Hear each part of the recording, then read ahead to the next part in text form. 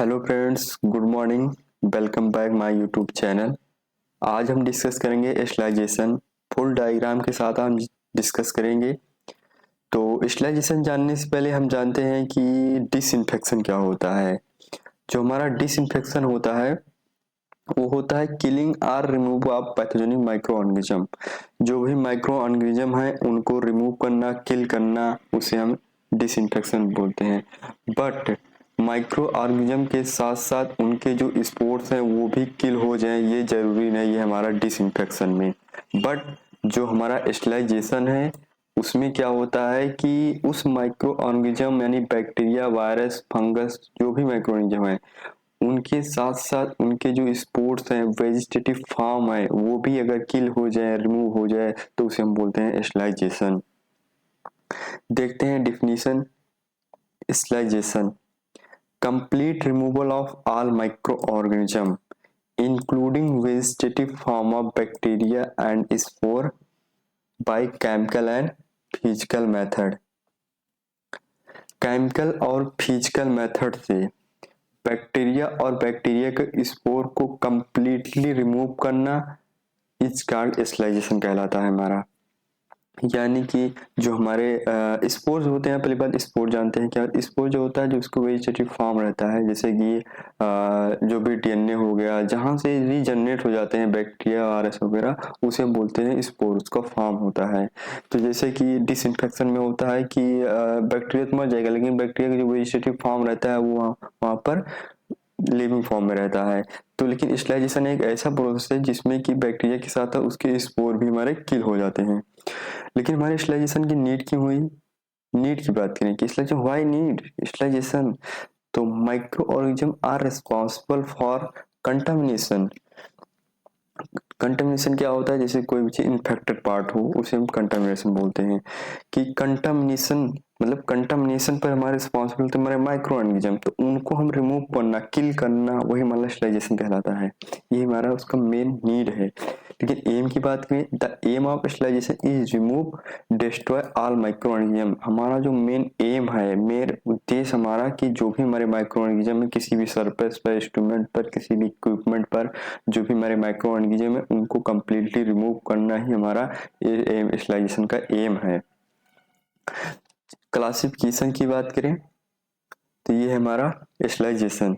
Sterilisation mainly दो प्रकार का होता है, एक फिजिकल मेथड, एक केमिकल मेथड। आज हम पूरे फिजिकल मेथड को डिस्कस करेंगे, डायग्राम साथ हम डिस्कस करेंगे। पूरा डायग्राम है, पूरे आज डायग्राम के साथ हम डिस्कस करेंगे, समझेंगे। तो सबसे पहले हम देखते हैं heat, sunlight, filtration and radiation. ये 4 मेथड है जो कि फिजिकल मेथड में आता है हमारा।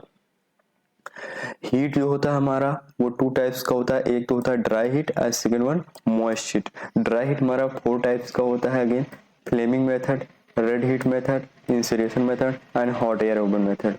मॉइस्ट हीट भी 3 टाइप्स का होता है, below 100 degree Celsius, at 100 degree Celsius, above 100 degree Celsius. Sunlight है, फिर फिल्ट्रेशन है। फिल्ट्रेशन में कई प्रकार के फिल्ट्रेशन आते हैं, कैंडल फिल्टर हो गया, सेंटर ग्लास फिल्टर हो गया, एयर फिल्टर हो गया, मेम्ब्रेन फिल्टर हो गया। ये 3 to 4 5 फिल्टर्स टाइप्स के होते हैं हमारे, जो कि स्टेलाइजेशन के लिए यूज होते हैं। रेडिएशन हो गया, रेडिएशन 2 टाइप्स का होता है, आयनाइजिंग, नॉन आयनाइजिंग। आयनाइजिंग हमारा gamma, X ray, non ionising UV, infrared, ये सब हमारे हैं रेज हैं जो कि स्टेलाइजेशन में यूज होते हैं। केमिकल मेथड में हमारा एल्डिहाइड है, अल्कोहल है, फिनॉल है, हाइड्रोजन है, ईटीओ है, ये सब हमारा केमिकल मेथड है। इसके अंदर भी हमारा एल्डिहाइड के अंदर हमारा फॉर्मल्डिहाइड आता है, अल्कोहल के अंदर भी कई प्रकार के आते हैं, इसमें भी फिनॉल में भी जाते हैं कई प्रकार के, कार्बोक्सिलिक एसिड वगैरह हमारा इस सब में आता है।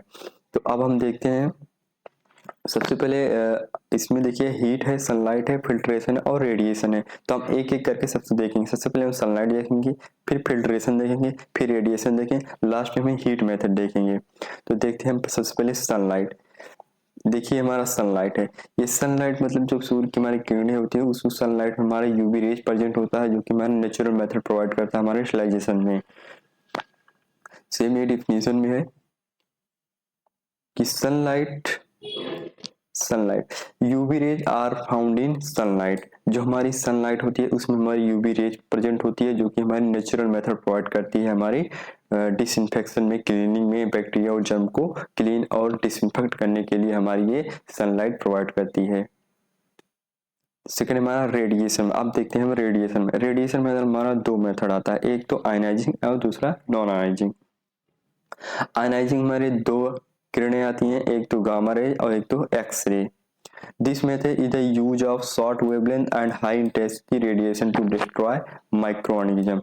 ये हमारी जो short wavelength है और high intensity है, short wavelength and high intensity हमारी गामा रेज के लिए है। किसके लिए है? Gamma rays.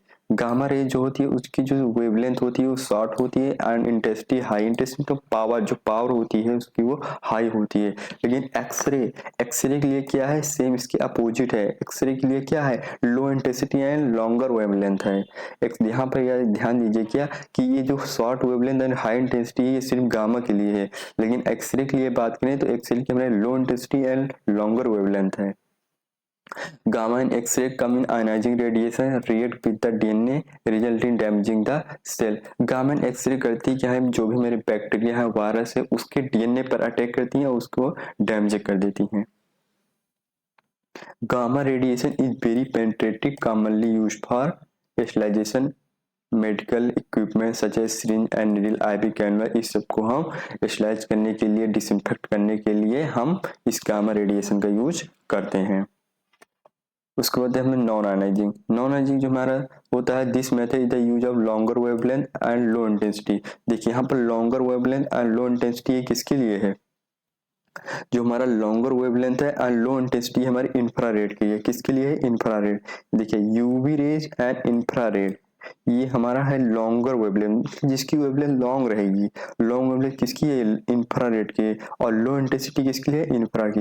ये जो हमारा पॉइंट लिखा है ये किसके लिए है? हमारा ये है इंफ्रारेड के लिए। यूवी रेज के लिए क्या है? सेम इसके अपोजिट है। यूवी रेड क्या है? हाई इंटेंसिटी, उसकी जो इंटेंसिटी है हाई रहेगी और जो वेवलेंथ है वो हमारी क्या है? शॉर्ट रहेगी। किसके लिए? यूवी रेज के लिए जो पावर है।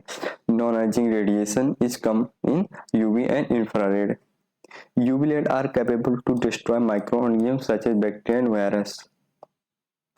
UV light chamber are also used for sterilization articles such as laparoscopic instrument।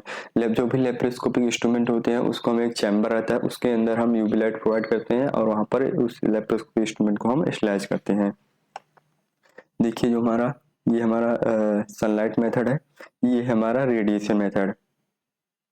आप देखे होंगे जो भी हमारी यूवी लाइट्स होती है वो हमारे जो भी ओटी रूम के अंदर जो रहता है, जितने भी इक्विपमेंट, एनेस्थीसिया मशीन हो गई, ओटी टेबल हो गई, और जो भी हमारा इक्विपमेंट रहता है उसको विजुअलाइजेशन करने की, उसको हम ऑटोक्लेव या उसमें तो यूज कर नहीं सकते हैं, तो उसमें यूवी लाइट लगाते हैं उस बोले होले रूम में। ये देखिए हमारा, ये है हमारा, ये देखिए एनेस्थीसिया मशीन हो गई, ये हमारा यूवी लाइट्स है। इस यूवी लाइट को हम ऑन कर देंगे तो ये हमारा जितना भी पूरा रूम है वो पूरा अच्छे तरीके से स्टेरिलाइजेशन हो जाएगा। ये देखिए रेडिएशन मेथड है, ये किरणें हैं हमारी, रेज हैं। ये देखिए ये हमारी यूवी लाइट है, इंफ्रारेड वगैरह ये सब है। तो देख लीजिए हमारा रेडिएशन मेथड है। ये हमारा फिल्ट्रेशन है। फिल्ट्रेशन में से देखते हैं कैंडल फिल्टर है, ये मेम्ब्रेन फिल्टर है, ये हेपा फिल्टर है, इसके बारे में हम देखते हैं। नेक्स्ट हमारा फिल्ट्रेशन मेथड। फिल्ट्रेशन के physically remove all microorganism has a membrane with a fine pores. मतलब एक बहुत ही फाइन पोर्स की हेल्प से, फाइन पोर्स, उसको मेम्ब्रेन की हेल्प से हम माइक्रोऑर्गेनिज्म को हम अलग करेंगे, रिमूव करेंगे, डिफरेंट करेंगे, उसे हम किल कर देंगे। मतलब उस जो भी हमारा वाटर रहेगा उसको हम अलग कर देंगे। Membrane filter usually for water, किसी हम वाटर फिल्ट्रेशन के लिए यूज करेंगे। जैसे कैंडल फिल्टर, फर्स्ट हमारा कैंडल फिल्टर। कैंडल फिल्टर जो हमारा बना होता है वो क्रीमिक फिल्टर से मिलकर बना होता है। सॉरी, जो हमारा कैंडल फिल्टर उसे हम क्रेमिक फिल्टर भी बोलते हैं। आज जो ये बना होता है वो क्ले से मिलकर बना होता है। Commonly use for drinking water, जो भी हमारा ड्रिंकिंग वाटर उसके यूज करने के लिए हम कैंडल फिल्टर भी यूज करते हैं। कैंडल फिल्टर उसके बाद जो होता है ये पैथोजेनिक माइक्रो, जो हमारा माइक्रो पैथोजन जो हमारे इन्फेक्शन करते हैं उन्हें हम रिमूव कर देते हैं इस कैंडल फिल्टर की हेल्प से। कैंडल फिल्टर जो होता है एक सिलेंडर शेप होता है। देखते हैं हम, ये हमारा कैंडल फिल्टर, देखिए ये हमारा कैंडल फिल्टर, ये हमारा कैंडल फिल्टर है। कैंडल फिल्टर एक सिलेंड्रिकल शेप का लाइक स्ट्रक्चर रहता है। उसके बाद हमारा आता है sinter glass filter. Sinter glass is made up of borosilicate glass. Borosilicate glass मिलकर ये बना होता है। ग्रेड 3 या ग्रेड 4 या 4 रहेगा। Are commonly use for sinter glass method. उसके बाद हम देखते हैं ये हमारा membrane filter and HEPA filter. इसको हम आगे देखते हैं। ये हमारा membrane filter. Membrane filter made up of cellulose acetate, ये केमिकल्स होता है उससे मिलकर बना होता है। Commonly use for water purification. Water को प्यूरिफिकेशन करने के लिए हम मेम्ब्रेन फिल्टर का यूज करते हैं। ये आप देखे होंगे जो भी आरओ वगैरह में लगा होता है यही सेम फिल्टर लगा होता है हमारा मेम्ब्रेन फिल्टर, ये आप देखे होंगे। उसके बाद हम देखते हैं एयर फिल्टर। जो हमारा एयर फिल्टर होता है, इस टाइप का जो फिल्टर होता है ना, ये बहुत ही मोस्ट इंपॉर्टेंट फिल्टर होता है हमारा air filter. Air filter it's come high efficiency particular air filter absorber. इसका हमारा फुल फॉर्म होता है हेपा है ना, हेपा। हेपा फुल फॉर्म क्या होता है? High efficiency particular air filter which can release 99% particular greater than 0.3 mm। ये लाइन क्या कह रही है कि जो हमारा मेम्ब्रेन फिल्टर होता है, मेम्ब्रेन फिल्टर ये तो हो गया, sorry air filter. Air filter क्या है हमारा कि ये फिल्टर एक ऐसा फिल्टर है कम से कम 99%, 99% नहीं कह सकते, 99.9% करके जो भी मेरी बैक्टीरिया हैं, डस्ट है, उन सबको क्या करके रिमूव कर देगा, हटा देगा, वहां से अलग कर देगा। ये फिल्टर जो है इस टाइप का होता है हमारा। देखते हैं ये हमारा ये हेपा फिल्टर, इसे हेपा फिल्टर भी बोलते हैं। ये इस प्रकार का बना होता है कि हमारे जो भी हमारे बैक्टीरिया हैं, डस्ट है, उनको 99.9% ये अलग कर देगा, डिफरेंट कर देगा, उससे अलग कर देगा। ये हमारा हेपा फिल्टर है। ये मेम्ब्रेन फिल्टर है, हो गया हमारा। अब हम आते हैं हीट मेथड। हीट मेथड सबसे पहले अब आते हैं हम dry heat method. Dry heat method में सबसे पहले आता है हमारा फ्लेमिंग मेथड। ये हमारा फ्लेमिंग मेथड जानने से पहले हम फिगर देखते हैं। ये है हमारा फ्लेमिंग मेथड। डायग्राम से कुछ समझ में आ रहा होगा हमारा। देखिए ये है हमारा एक जलती हुई आग। उस जलती हुई आग में हम क्या रहे हैं, इंस्ट्रूमेंट को हम उसके सामने ले जा रहे हैं। अब इंस्ट्रूमेंट को उसके सामने ले जा रहे हैं, उसको कैसे हम करना है देखिए, समझते हैं डायग्राम से। इस इंस्ट्रूमेंट को हमें इसके सामने लेकर आना है कि वो एक हीट हो जाए। जब तक कि वो हीट ना हो जाए तब तक उसके आगे से हम हटाएंगे नहीं। यही हमारा फ्लेमिंग मेथड होता है। सेम यही डिफिनीशन में भी है कि दिस प्रोसीजर और method the material are pass through the flame of the burner without allowing get red hot. जब तक कि वो अच्छी तरीके से गर्म ना हो जाए तब तक हम उसके आगे से हटाएंगे नहीं। सेम ही डिफिनीशन हमारा कह रहा है कि कोई भी इंस्ट्रूमेंट हो गया, बीपी हैंडल हो गया, कुछ भी हो गया, उसके सामने हम लेकर जाएंगे, उस जलती हुई आग के सामने उसे हम गर्म करेंगे, खूब उसे बर्न करेंगे, तो वो हमारा क्या कराएगा, फ्लेम टेस्ट कराएगा, फ्लेम मेथड कराएगा, फ्लेमिंग मेथड कहलाएगा हमारा। उसके बाद होता है red heat. Red heat this is procedure material is held in the flame of the burner until they become a red heat. Flaming की तरह जस्ट हमारा रेड हीट भी है, बट रेड हीट में हम क्या करते हैं, जब तक कि वह इंस्ट्रूमेंट के ऊपर एकदम रेड ना हो जाए तब तक उसे आगे से हटाएंगे नहीं। ये हमारा रेड हीट मेथड है। देखिए कोई भी हमारा इंस्ट्रूमेंट हो गया, कोई भी बीपी हैंडल, सीजर्स, कोई भी हो गया इक्विपमेंट, इंस्ट्रूमेंट, ये कोई भी, ये हमारा है बर्नर। इसके सामने हम लेकर आएंगे जब तक कि अच्छी तरह से रेड ना हो जाए, उसके आगे हम हटाएंगे नहीं। यही हमारा क्या है, हमारा रेड हीट मेथड है। सेम ये डिफिनीशन में हमें लिखना है कि इन दिस प्रोसीजर और मेथड द मटेरियल आज is held in the flame of the burner until they become a red heat. जब तक कि वो अच्छे तरीके रेड ना हो जाए तब तक हम उसके आगे से हटाएंगे नहीं। यही हमारा क्या कहलाता है, रेड हीट मेथड कहलाता है। सेकंड हमारा इंसिनरेशन। इंसिनरेशन से पहले डायग्राम देखते हैं तो आपको अच्छे तरीके से समझ में आएगा। इंसिनरेशन, ये हमारा इंसिनरेशन। इंसिनरेशन मतलब क्या है कि जो भी हमारा इंस्ट्रूमेंट रहेगा, मटेरियल, उसको क्या करेंगे हम, बर्न कर देंगे। बर्न करके एसएस में कन्वर्ट कर देंगे। एसएस मतलब राख, जो हमारी राख होती है उसमें हम कन्वर्ट कर देंगे। ये हमारा इंसिनरेशन मेथड है। मेनली ये जो भी हमारा बायोमेडिकल वेस्ट होता है उसमें ये मेथड का यूज करते हैं। देखिए हमारा इंसिनरेशन मेथड क्या होता है। Incineration method, in this method are material are burn into ashes. जो भी हमने कहा कि जो भी हमारा मटेरियल होगा उसे हम क्या करेंगे, एसएस में कन्वर्ट कर देंगे। एसएस में हम कर देंगे जैसे कि जलाकर राख कर देंगे। Commonly use for stale medicine and other biomedical waste, जो भी हमारा बायोमेडिकल वेस्ट रहता है, जो भी हॉस्पिटल से हमारा एक्स्ट्रा रहता है, उसे हम वही से इंसिनेशन मेथड से हम किल कर देते हैं, पूरा एकदम एसेस कर देते हैं। नेक्स्ट हमारा hot air oven. Hot air oven होता है introduce by Louis Pasteur. Louis Pasteur जो कि हमारे इन्वेंटर है हमारे इस हॉट एयर ओवन के। This is electrical device using device. कैसा होता है, एक इलेक्ट्रिकल डिवाइस होता है। हॉट एयर ओवन जो होता है हमारा एक इलेक्ट्रिकल डिवाइस रहता है। दिस डबल वाल इंसुलेशन ओवर द चैम्बर, उस एक डबल वाल का एक चैम्बर रहता है उस हॉट एयर ओवन के अंदर। वो मोस्टली यूज इन लेबोरेटरी, सबसे ज्यादा लेबोरेटरी में यूज होता है।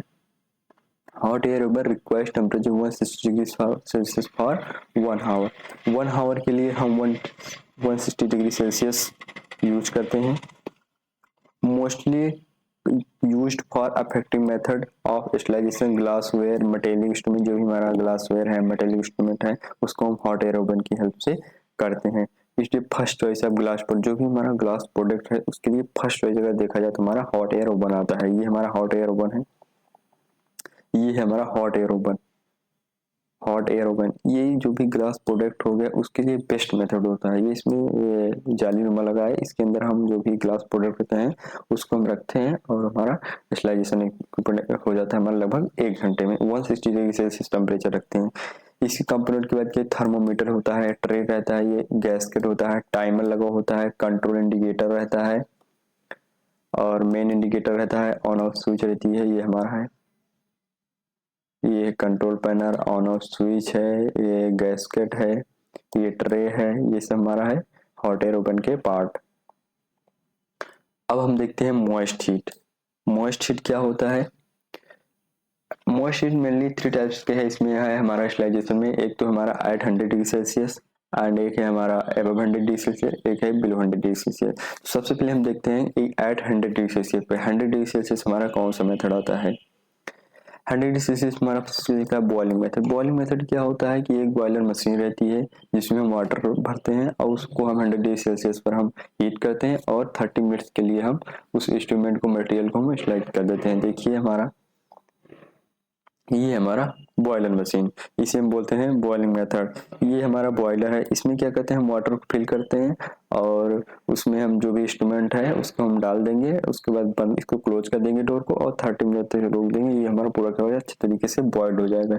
ये हमारा आप देखेंगे हॉस्पिटल में ओटी में मेनली ये रखा होता है। माइनर ओटी हो गया, ड्रेसिंग वाले रूम में हो गया, ये सब हमारा मेनली रखा होता है। हमारा क्या है बॉयलर मशीन है, क्या है बॉयलर है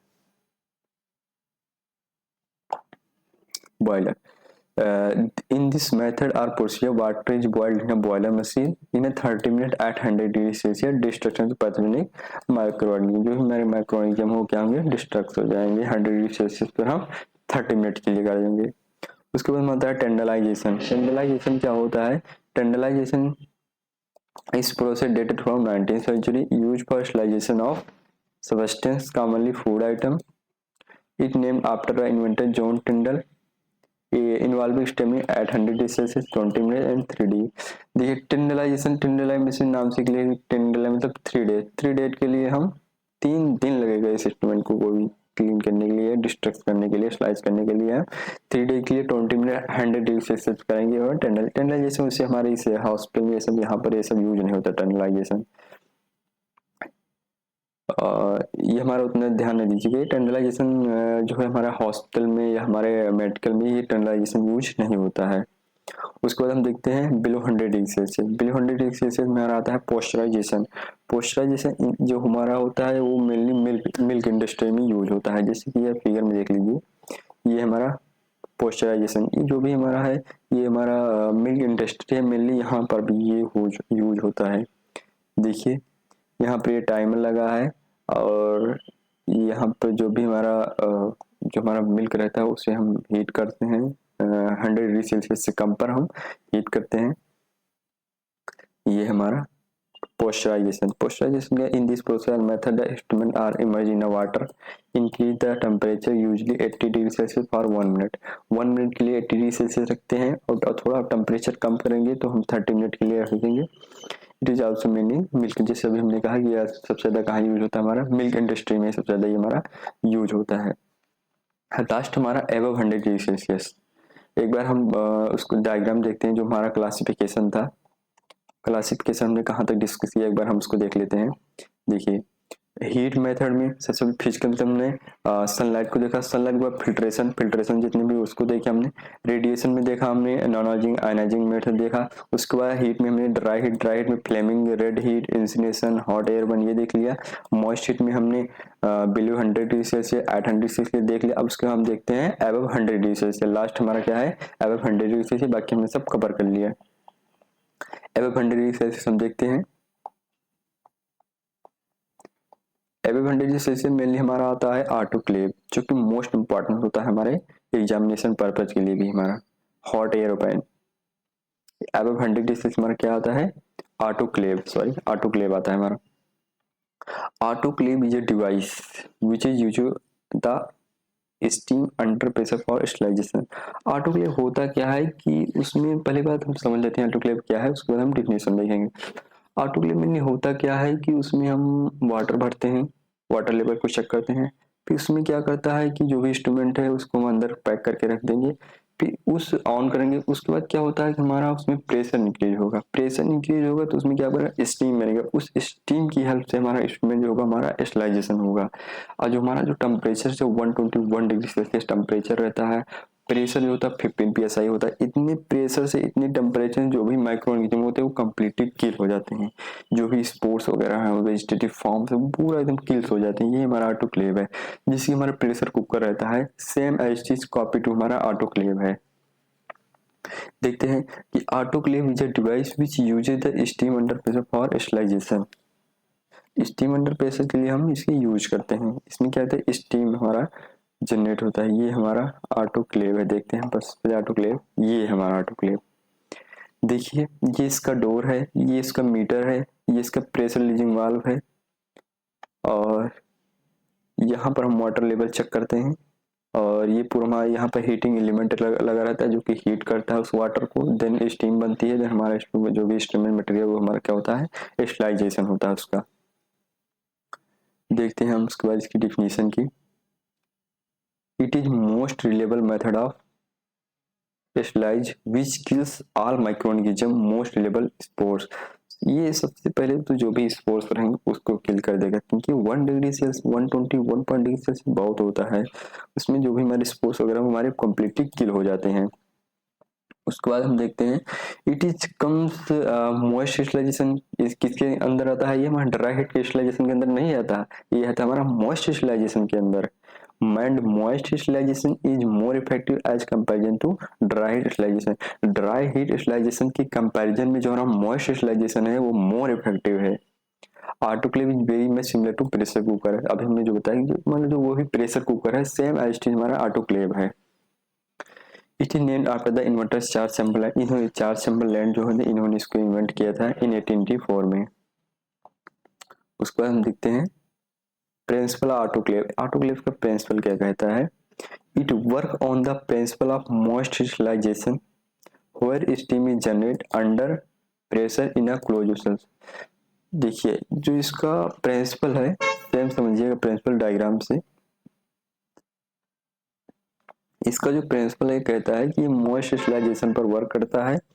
इसमें क्या होगा कि इसमें स्टीम जनरेट होगी और प्रेशर इंक्रीज होगा, स्टीम जनरेट होगी, फिर वहां से जो हमारा स्टीम है स्टरलाइजेशन होगा। यही हमारा इसका वो कहलाता है हमारा प्रिंसिपल, कि ये मॉइस्चराइजेशन पर वर्क करता है। ये हमारा इसका प्रिंसिपल है। Principle moisturisation where steam is generate under pressure in a close vessel. जो हमारा ऑटोक्लेव है वो हमारा एक क्लोज वेसल है, उसके अंदर स्टीम जनरेट होगी, तो वो हम हमारा जो भी हमारा इंस्ट्रूमेंट है मटेरियल वो स्टरलाइजेशन होगा। यही हमारा इसका प्रिंसिपल कहता है। Accumulated steam increase the pressure inside the closed vessels। Close vessels के अंदर हमारा क्या होगा, प्रेशर इंक्रीज होगा, तब जाके हमारा स्टीम बनेगा। Increase the further pressure the temperature proportionally 15 psi and temperature will be 121 degree Celsius. जो हमारा टेम्परेचर होगा वो 121 डिग्री सेल्सियस होगा एंड जो हमारा प्रेशर होगा वो हमारा 15 psi होगा। जैसे जैसे टेम्परेचर बढ़ेगा वैसे वैसे हमारा स्टीम बनेगी और प्रेशर भी बढ़ेगा। उसके बाद this constant pressure and temperature keep remain of particular thing, मतलब जो हमारा प्रेशर है और टेम्परेचर है उसी के हिसाब से हमारा टाइम भी रहेगा। जैसे अगर हम ग्लास या कोई भी रबर आइटम्स है उसके लिए हम 121 डिग्री सेल्सियस रखेंगे और जो हमारा प्रेशर रहेगा वो 15 psi रखेंगे, लेकिन उसका जो टाइम ही रहेगा वो 15 मिनट रहेगा। कोई भी मटेलिक इंस्ट्रूमेंट है, मटेलिक के लिए बात करें तो मटेलिक के लिए हम 121 डिग्री सेल्सियस रखेंगे टेम्परेचर, और प्रेशर भी लगभग 15 psi रखेंगे, लेकिन उसे हम 30 मिनट तक हम उसे करेंगे।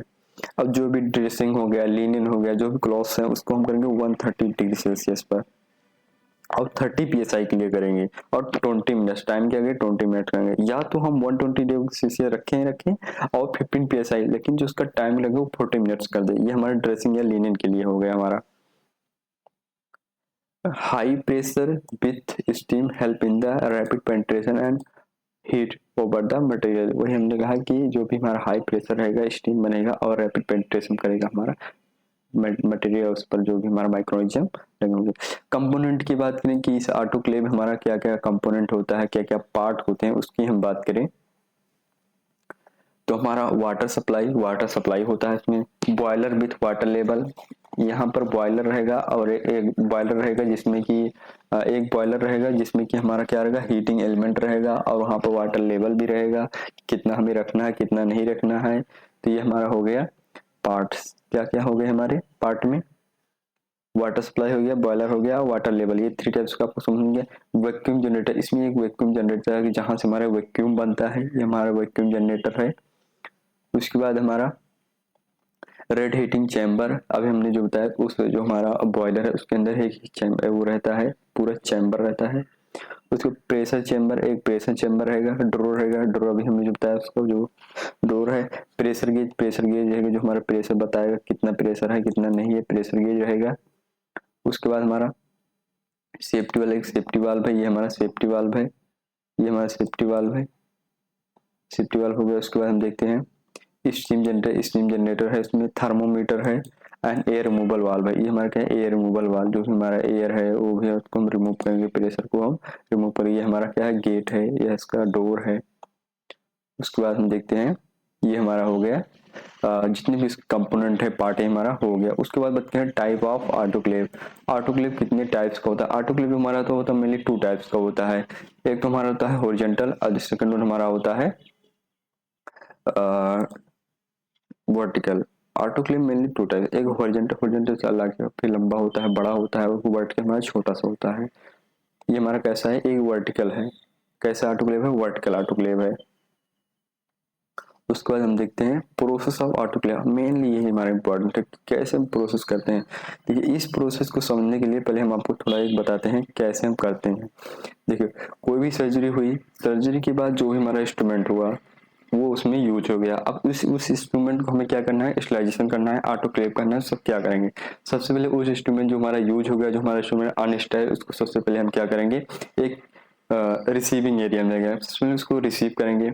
रिसीव करके उसे हम क्या करेंगे, क्लीन करेंगे, अच्छे से क्या करेंगे, क्लीन करने के बाद उसे हम क्या करेंगे, अच्छे से क्लीन करेंगे। क्लीन करने के बाद क्या करेंगे, हम उसे ड्राई करेंगे। ड्राई करने के बाद क्या करेंगे, उसे हम पैक करेंगे। ड्राई हो गया, आप क्या करेंगे, पैक करेंगे।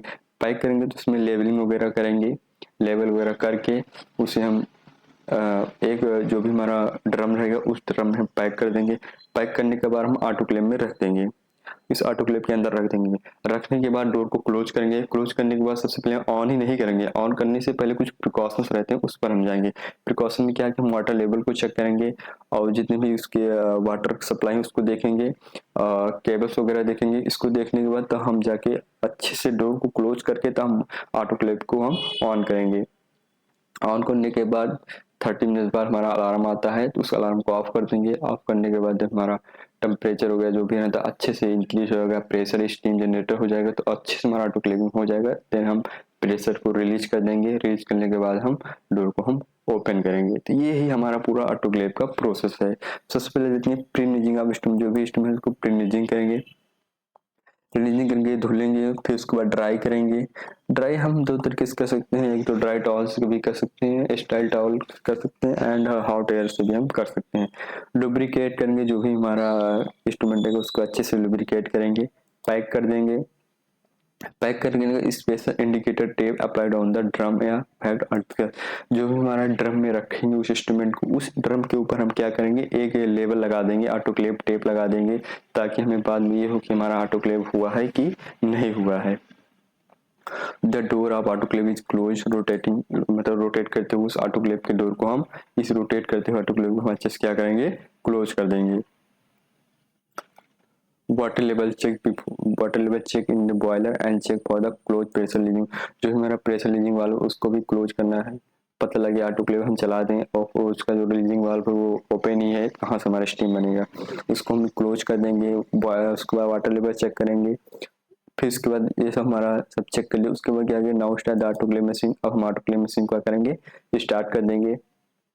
Now pre seating done is console of the pressure. अब जितनी हमारी सीटिंग हो गई है, अब हमारा प्रेशर हमारा जनरेट होगा।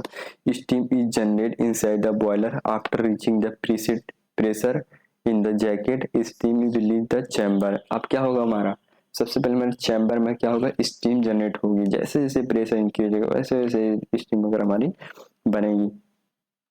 The machine show end with alarm when autoclave process is finish. जैसे ऑटोक्लेव प्रेशर हमारा फिनिश हो जाए, उसे हमारी जो मशीन है ऑटोक्लेव मशीन, वो हमारा अलार्म देती है कि हमारा जो ऑटोक्लेविंग वो प्रोसेस फिनिश हो गया है। The steam release from the style chamber, release from the jacket. मतलब जो हमारा इसमें दो जैकेट होता है ना, एक चैम्बर होता है एक जैकेट होता है, जो लेयर कहते हैं, सबसे पहले लेयर होती है, जैकेट होती है और चैम्बर होता है। जैकेट में पूरा हमारा वो बन गया है प्रेशर, अब वो क्या करेगा, उस स्टीम को हमारा रिलीज करेगा चैम्बर में। कौन से हमारे स्टाइल चैम्बर, हमारा अंदर एक चैम्बर आता है, उस चैम्बर हमारा क्या होगा, रिलीज हो गया जो भी हमारा स्टीम है।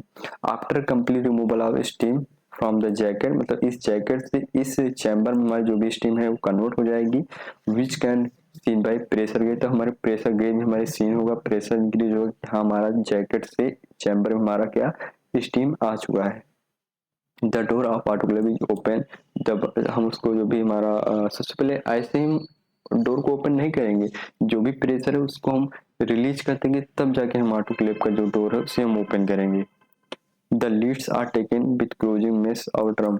जो जब हम जो भी ड्रम है उसको जब बाहर निकालेंगे तो उसका जो हमारा मेस है उसको हम क्लोज कर देंगे, लेकिन डालने से पहले, ऑटोक्लेव करने से पहले जो हमारा मेस रहता है उस ओटी ड्रम का, उसे हम ओपन रखेंगे, ताकि अच्छे अच्छे से हमारा उसके अंदर स्टीम जा चुके, हमारा जो भी क्लोज है इंस्ट्रूमेंट है इसको हम स्टेरिलाइजेशन हो सके। लेकिन जैसे निकालेंगे उस मेस को अच्छे से हम क्लोज कर देंगे।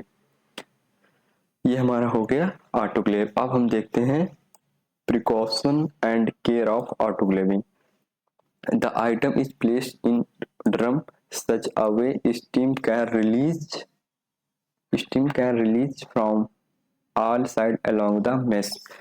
देखिए ये लाइन ये कह रही है कि हम जो हमारा ड्रम है उसको जो मेरे से उसको ऊपर रखेंगे, ताकि जो स्टीम वो अच्छे से वहां तक पहुंच सके, ताकि वो हमारा अच्छे से स्लाइस कर सके। इंस्ट्रूमेंट विथ मल्टीपल जॉइंट, जो ही हमारे इंस्ट्रूमेंट मल्टीपल जॉइंट्स रहते हैं ताकि वहां तक हमारा अच्छे से पहुंच सके। Articles and instrument made up of metal. जो भी इंस्ट्रूमेंट है आर्टिकल कैसे बने होते हैं, मेटल्स के बने होते हैं। ये हमारा बहुत ही इंपॉर्टेंट पार्ट है। Before starting the autoclaving procedure water level should be checked and the closing the pressure closing वाल शुड बी चेक्ड। यही कह रहा है कि जो भी हमारा ऑटोक्लेविंग करने से पहले जो भी हमारा प्रेशर लीजिंग वाल्व है एंड जो भी उसका वाटर लेवल है इसको हम चेक करना है। यही हमारा पूरा है ऑटोक्लेव। तो आज हमने पूरा डिस्कस कर लिया ऑटोक्लेव के बारे में। Thank you. कोई भी क्वेश्चन हो, क्वेरी आप हमें कमेंट कर सकते हैं।